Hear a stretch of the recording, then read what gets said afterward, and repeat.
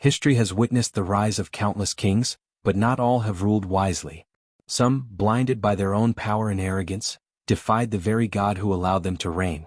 The Bible records the tragic stories of rulers who, despite their wealth, authority, and influence, met devastating ends when they refused to humble themselves before God.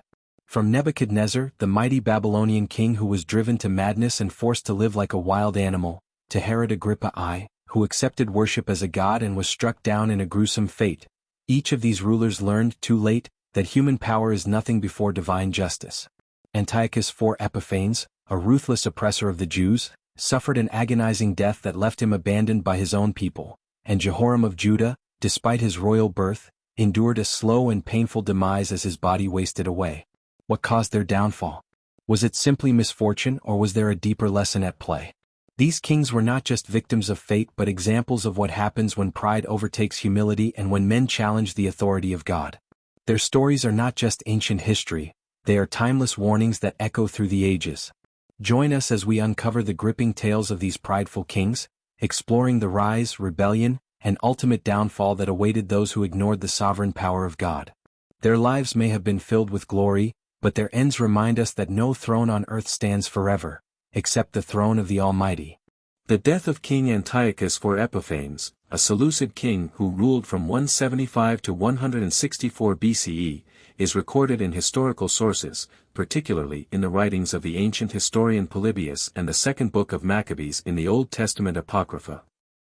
Antiochus' death was the result of a painful and sudden illness, which some interpreted as a divine punishment for his actions against the Jewish people. Antiochus' reign was marked by his efforts to impose Hellenistic culture and religion on the Jewish population, leading to widespread resistance and the Maccabean revolt. Antiochus sought to suppress Jewish religious practices, desecrated the temple in Jerusalem, and enforced strict measures to force Jews to adopt Greek customs. According to historical accounts, in 164 BCE, while campaigning in Persia, Antiochus fell ill with a painful disease described as intestinal or abdominal in nature. The ancient sources vary in their descriptions, with some suggesting that he suffered from a form of madness or insanity in addition to his physical ailment.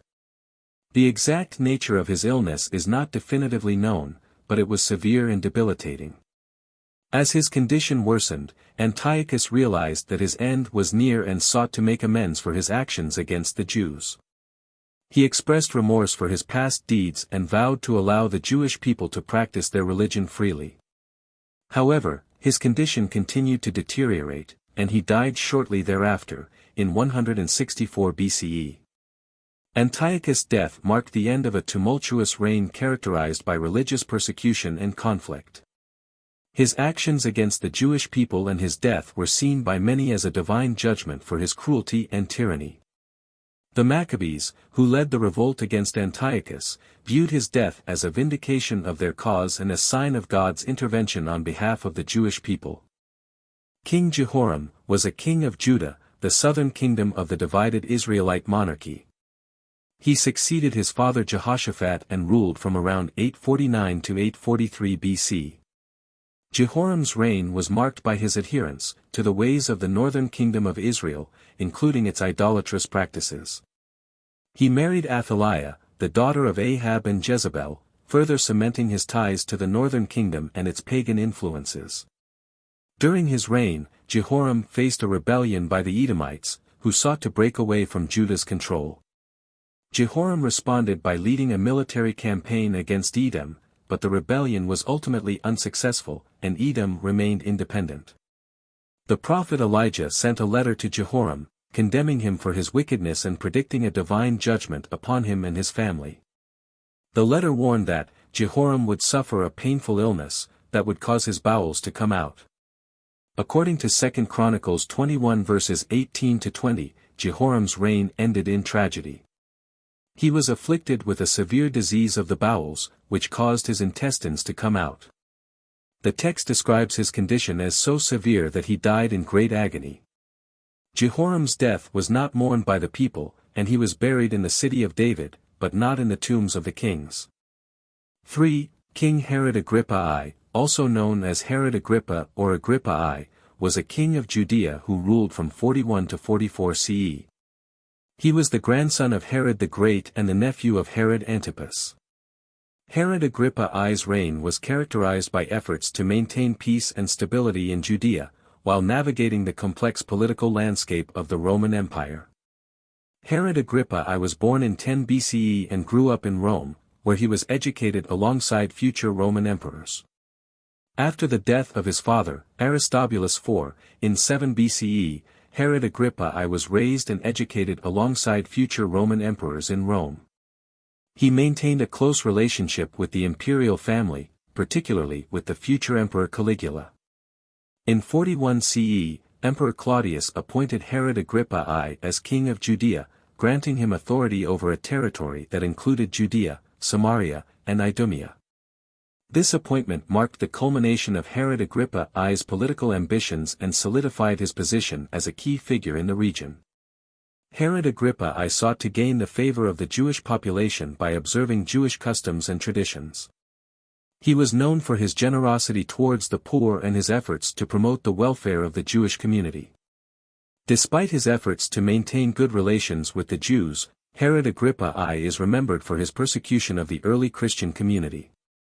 In the book of Acts, Acts 12 verses 1-3, it is recorded that Herod Agrippa I had James, the brother of John, executed and imprisoned Peter, earning him the disfavor of the Christians. Herod Agrippa I's death is recorded in the book of Acts, Acts 12 verses 20-23. According to the account, Herod Agrippa I gave a speech to the people of Tyre and Sidon, who praised him as a god. Immediately afterward, an angel of the Lord struck him down, and he was eaten by worms and died. This event is often interpreted symbolically, emphasizing the consequences of pride and the judgment of God. King Nebuchadnezzar was one of the most powerful and significant rulers of ancient Babylon. His reign, which lasted from 605 to 562 BC, was marked by military conquests, architectural achievements, and religious developments. Nebuchadnezzar's rule had a profound impact on the ancient Near East and is well documented in historical and biblical sources. Nebuchadnezzar ascended to the throne of Babylon in 605 BC after the death of his father, King Nabopolassar. Early in his reign, he conducted military campaigns to expand the Babylonian Empire, including campaigns against Egypt, Assyria, and the kingdoms of Judah and Tyre. One of Nebuchadnezzar's most significant military achievements was the siege and conquest of Jerusalem in 597 and 586 BC.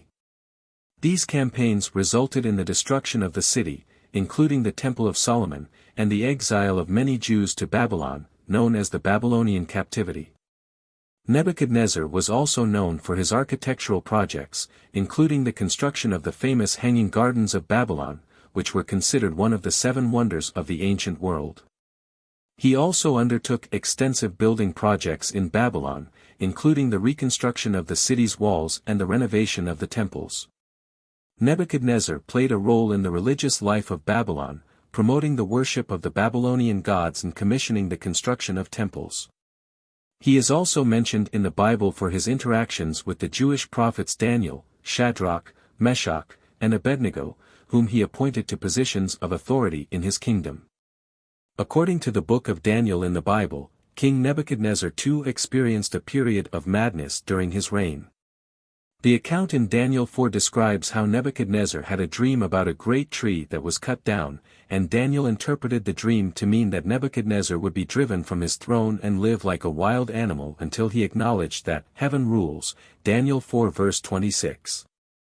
As the story goes, Nebuchadnezzar's pride led to this punishment, and for a period of time, he lived outside among the animals, eating grass like an ox. His hair grew long, and his nails became like the claws of a bird.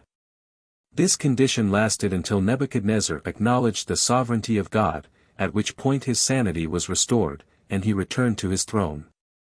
The account in Daniel is often seen as a demonstration of God's power and as a lesson in humility. It emphasizes the consequences of pride and the importance of acknowledging God's authority. The tragic downfall of these 4 kings, Nebuchadnezzar, Herod Agrippa I, Antiochus IV Epiphanes, and Jehoram of Judah, serves as a powerful warning about the dangers of pride, arrogance, and defiance against God. Each of them, in their own way, sought to elevate themselves above divine authority, whether through self-glorification, persecution of God's people, or outright blasphemy. Yet in the end their reigns ended in suffering, humiliation, and divine judgment. These stories are not just historical accounts but timeless lessons. They remind us that no kingdom, no throne, and no ruler can stand against the authority of God. Power and wealth are fleeting, but humility, righteousness, and obedience to the divine will endure forever. May their lives serve as a lesson to all who seek greatness, that true exaltation comes not from self-glory, but from recognizing and submitting to the Almighty.